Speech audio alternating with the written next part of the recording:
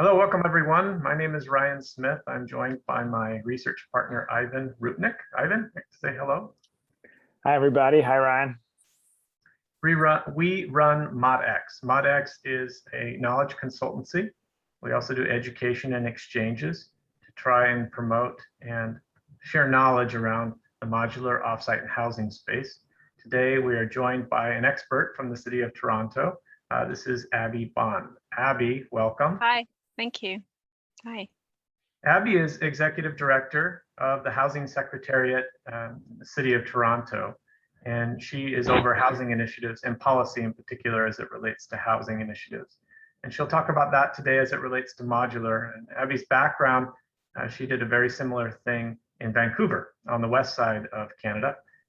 And so we're excited to hear about what's going on in Toronto. It's been a lot in the media and the news, and we're going to hear it straight from Abi today about what she's been working on and what she is currently working on. So Abi, with that, welcome, and we invite you to share your screen and share with us what's been going on.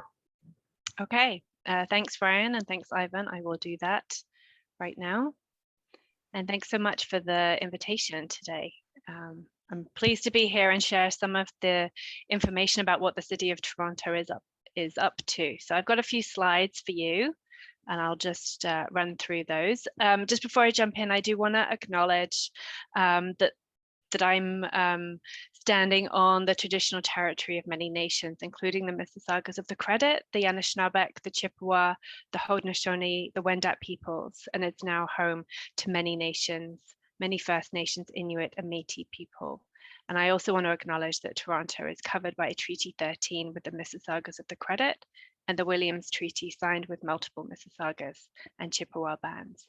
And it's important for me to acknowledge that in Toronto because much of the work that we're doing on housing really has a focus for some of the most disadvantaged and marginalized people in our community. Many of them are Indigenous people. So it's important to us that we acknowledge that.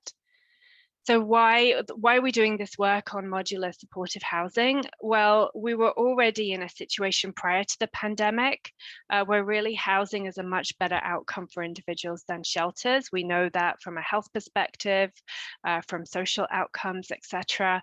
But it's become that much more of an economic proposition because during the pandemic we had to create social distancing in our shelters. So we took the same number of people that we were sheltering and almost doubled the amount of real estate that we had to lease or buy in order to keep them sheltered. So the cost of delivering shelters almost doubled overnight for us.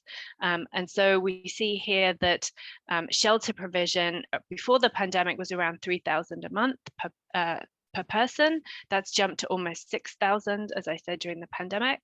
And supportive housing, we can really support someone effectively for around $2,000 a month. So much better outcomes for the individual and much better value. And then just a little bit, again, the why are we doing this? Again, homelessness has really increased for us during the pandemic, and we're seeing just so many more people come into the shelter system. There's some information here on the slide, but it really is just saying there are more people coming into the shelter system than there are leaving the shelter system. And so one of the reasons for that is we just don't have enough affordable housing. And so we have this urgent issue, a backlog in housing, and we know that housing development, even when it's expedited, can often take many years of approval. So a really difficult situation that we kind of found ourselves in. And so we turn to modular housing. We think it's both kind of rapid and dignified. It provides self-contained homes for people, you know, with a kitchen, and a bathroom and a bed and a living area. It's high quality. These are prefabricated homes in a factory. It's really an opportunity for us to deliver affordable, supportive housing, but much faster than we would otherwise be able to deliver kind of on sites like this. So modular is a unique proposition in that respect, is that it responds to the urgent nature of the crisis with the appropriate amount of speed, but still provides us with actual housing and not just shelters. So a really important pivot for us that we made during the pandemic was to try and push forward our delivery of supportive housing and to use modular housing, at least in part. So here are some of the sites that we've been working on. I believe this is Macy Avenue. So this building on the top left is now open. We started work in terms of the approvals and the funding back in April of 2020, and it opened at the end of December. So one of the quickest, fastest turnarounds for new housing in the city. And you can see some of the artist renderings, as well as I think some of the bike parking there. So really high quality design, good location. So we did 2 sites last year in 2020, both with CMHC Innovation Fund money. And like I said, we're able to open those by the end of April and kind of January. And this is Darren. So he moved in actually to one of the sites back in January, and just really, you can see him there with his thumb, really ecstatic. This is what the first time for a long time that he'd had his own place, a front door that he can close, a secure place to live, store his belongings. It really will make a huge difference for him. So there are many, many stories like Darren's across this kind of program. Just to say, it's part of a much bigger effort that we're making. We're currently trying to advance about 7 modular housing sites across the city, around 400 units of supportive housing, as well as some acquisitions as well. So it's not exclusively modular, but it is a big part of our effort on supportive housing. And in total right now, we're trying to deliver about 1,200 units across 12 sites in about 12 months. So a significant effort from us. And I just wanted to highlight that actually the city is interested in modular, but we see actually this interest reflected in the other levels of government as well. So at a federal level, the Rapid Housing Initiative really targeted modular housing as a form of construction of preference, if you like.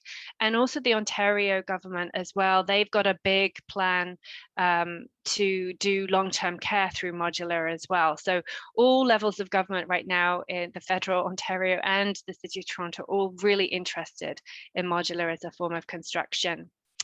Quick thing about the benefits and challenges is just from our perspective, we see it being kind of rapid, flexible, kind of affordable type of construction, really quick results and good value for money. And it really helped us. It is a tool, it's a means to an end, but it enabled us to do that pivot from shelter provision into housing.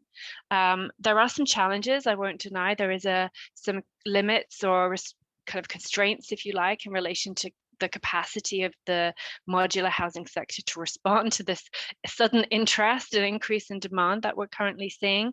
Not something that the City of Toronto has struggled with, but really in some municipalities, even in the region, I've heard some lack of understanding or education about what modular is, and so therefore how building officials or lenders or insurers might view this type of housing. And I think because of the speed of some of these projects, the community engagement is also quick and can therefore be a bit of a challenge. So sometimes it can come as a bit of a shock to people that we can actually, do the community engagement in kind of 6 to 8 weeks. And then you see that building actually delivered within about 7 months. So definitely that's created some challenges in the community with the speed at which these projects are moving. Yeah, and that's it. That's all my slides, but hopefully we're going to have some questions, and yeah, happy to answer any questions. Great, thanks, Abby. That's really inspiring work. We're really happy to see it, and I think, as you know, these we want to inform really the whole world, but particularly trying to understand it from the U.S. perspective, where these programs aren't quite as advanced. So we're recording these sessions to understand the specific knowledge, but also what we're in preparation for this webinar and how we can translate some of these lessons. So maybe I would just start. So you worked in Vancouver before moving to Toronto. So maybe talk a little bit. You started to touch on it, but just in the process of, even though it's Canada, there's some consistency, but there's also a process of translating. How has that translation process gone from Vancouver, where it seems to kind of started, now to Toronto and maybe other parts of Canada?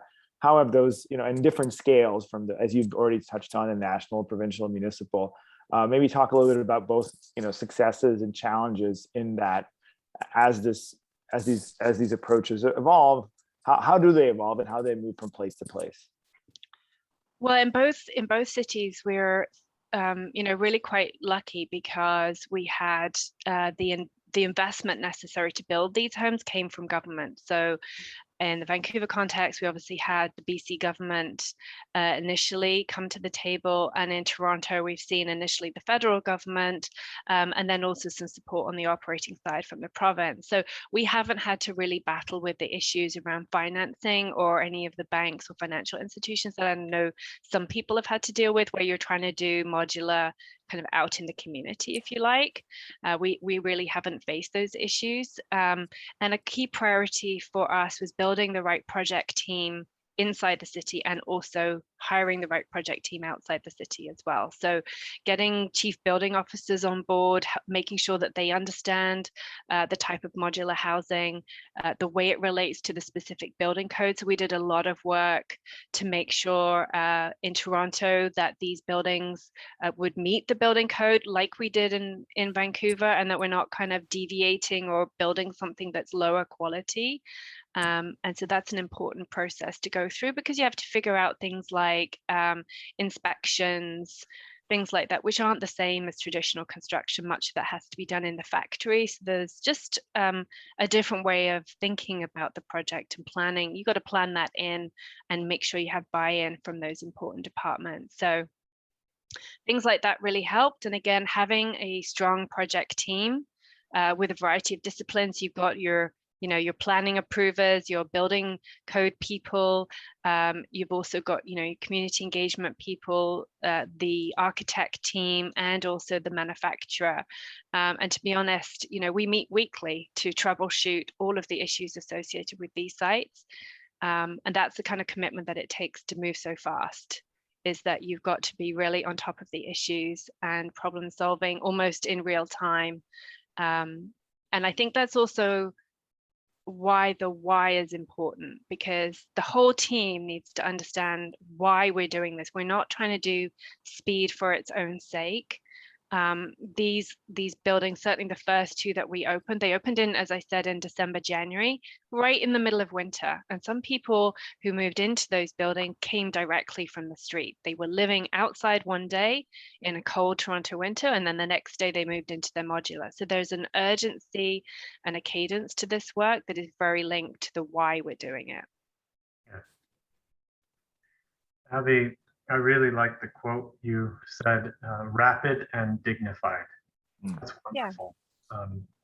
And, we understand that, and I kind of want to reiterate to our audience that this is backed by an effort for supportive housing for homelessness. And we saw in Vancouver, in particular, an effort to institute also temporary foundations in some of these structures so they could be removed for long-term real estate interests or other needs in the future. Was that part of the Toronto program, or is that unique to Vancouver?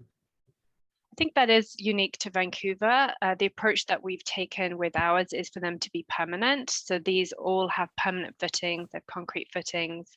We have no plans as yet on the sites that we've identified to move them. Now, in theory, you can move them. You could show up in 20 years and decide to move the modules. You just have to rebuild a permanent footing. But we don't intend to do that. These sites were identified because we can use them for the long term. So they're slightly different in nature to the sites that were used in Vancouver, many of which have permanent housing, which is due to come later, and this is like an interim use.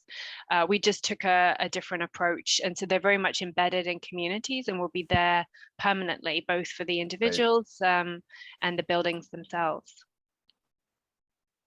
That's great. Did you have to do any activism and lobbying around policy changes to make this happen, or does this fall well within the current code structure, land use structure of the City of Toronto? Yeah, it does definitely fall within our building code. There were no changes that we needed to make. Like I said, we just had to ensure that our building officials had direct access to both the architect team and the manufacturing team, so that they understood and actually there was a visit to the factory, for example, where the chief building officer was able to see the work that was being, some of the work being done, and get an idea of, it's much more helpful to visualize sometimes. And we very much pick sites which fitted our official plan designation for like neighborhoods or mixed use areas, so that we didn't need to do like really difficult rezonings. We actually used in Toronto, in order to try and expedite the planning process, we've requested ministerial zoning orders from the province as a way to really expedite that planning process. But all of the sites still go through the regular review, the regular community engagement. It just happens within a much shorter period of time. Yeah, so we've nothing that we really had to kind of change, but I think I also don't want to underestimate that it is different. Like, this is a different form of construction. I would say one of the lessons that we've learned is, you can't come in at the end of the review process and try and tweak something that's like embedded in the design. Like, that's much harder to do that, especially if you're already in production for the modules or whatever. You can't kind of come in later. So you've got to do all of your design work very thoroughly upfront, especially if you want to move at speed.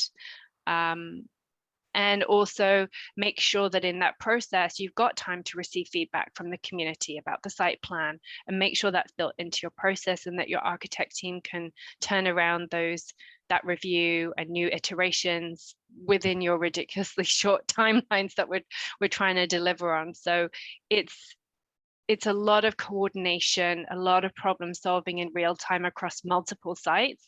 And it really is a lot of work, but the benefits, as you can see, the first building's just there. We've got a website with a lot of video footage now of the sites. And yeah, it's really great to think, there's 100 people now, living in these homes that didn't have them last year. And by the end of this year, we'll probably have a couple hundred more. So it's a pretty good feeling on the whole project team, actually. Yeah, even from Boston, Toronto is quite cold, so it's a challenging environment, Yeah, it is. both for Yeah. people living on the street and people constructing these buildings. Actually, I was going to ask, it's interesting what you described.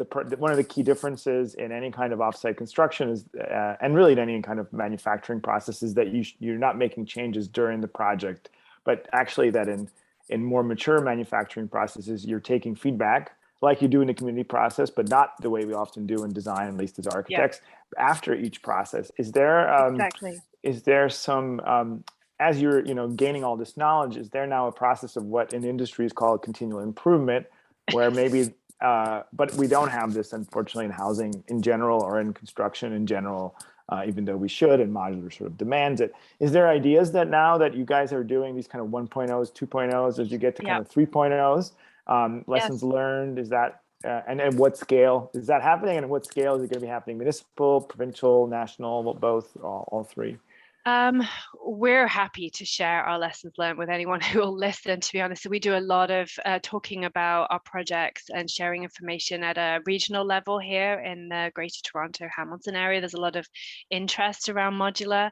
We're happy to talk about it. Obviously, the work we're doing is in relation to community public good. So we have an interest in seeing other people, do what we're doing. I would say that lessons learned, the approach or the focus on trying to improve the way we do things is actually quite built into the whole idea of using modular, because it was a revolutionary different way to deliver supportive housing. So at its start, it was different, and it was taking the work in a new direction. So I think it has this lessons learned piece now really built in. So we've done very robust kind of lessons learned. After the first couple of buildings, we changed the design for the second lot of buildings, and we've got a new list of things that will change again. Again, thinking about tweaking our process as well. So it's not just the design of the buildings, but it's the process you go through, the engagement with community, communications material, etc. So we're in a constant state of refining, rethinking, moving forward, getting better. Yeah, it's really exciting exciting work actually. For that reason awesome. is that we're learning a lot. Like the buildings changed a lot actually. In the first building, we had a different kind of elevator system because all of our buildings, because they're permanent, have elevators. We shifted the elevator design in the second building. We've changed where the garbage room is. We've increased amenity space. We've reconfigured the office space.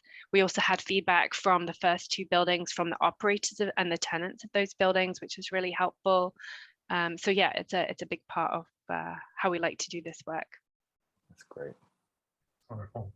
Well, Abi Bond, Executive Director of Housing at City of Toronto, I want to thank you for your time and sharing with us today. We look forward to seeing you on the 17th of September at the webinar. And people who are watching this, please prepare your questions for Abi so you can learn more from her. Thanks again, Abi, and we'll see you soon. Okay, thanks.